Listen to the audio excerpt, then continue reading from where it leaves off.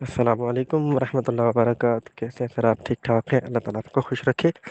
سر آپ سے ایک عمل میں نے شیئر کرنا تھا، جو کہ اذان کا عمل ہے۔ کافی دنوں سے میرے جی میں آ رہا تھا، لیکن زبان نہیں بتا نہیں پا رہا تھا۔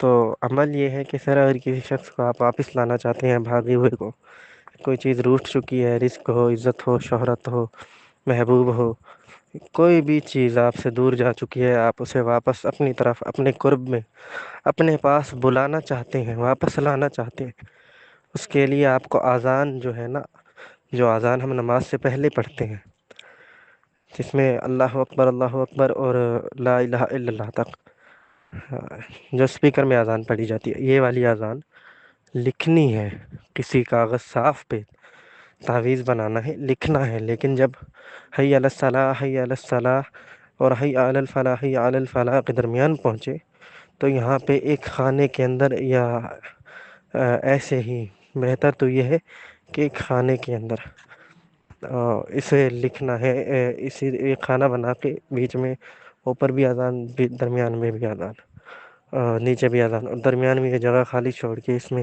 جس شخص کو جس چیز کو واپس لانا ہے اس کے بارے میں لکھ دینا ہے کہ فلاں چیز واپس آ جائے، یا واپس آوے، یا فلاں بن فلاں واپس آ جائے، یا محبوب رزق میرا وسیع ہو کر میرے پاس واپس لوٹ آئے۔ تو یہ لکھنا ہے اور پانی میں، بہتے پانی میں بہا دینا ہے، ساتھ میں کچھ نہ کچھ ہدیہ بھی اس میں پانی میں بہا دینا ہے۔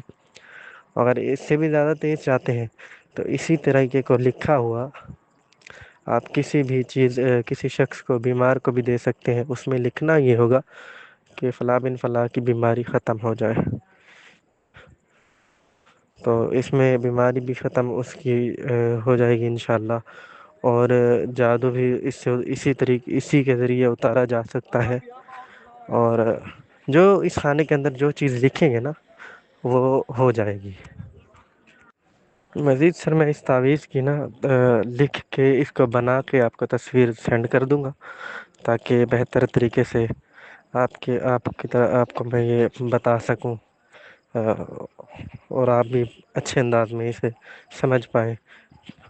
اور یہ ہر چیز کے لیے کارآمد ہے، ہوا میں لٹکایا بھی جا سکتا ہے، آگ میں نہیں جلانا کیونکہ اذان کے الفاظ ہیں۔ ہاں، اس کا ایک اور طریقہ ہے، اسے تپتی ریت، جس طرح گرمیوں کا موسم ہے نا، تو تپتی ریت ہو اس میں اسے دبا دیں، ریت کے ڈھیر میں دبائیں گے نا تو وہ گرم ہوتی ہے، تو وہ کام کرے گا۔ السلام علیکم۔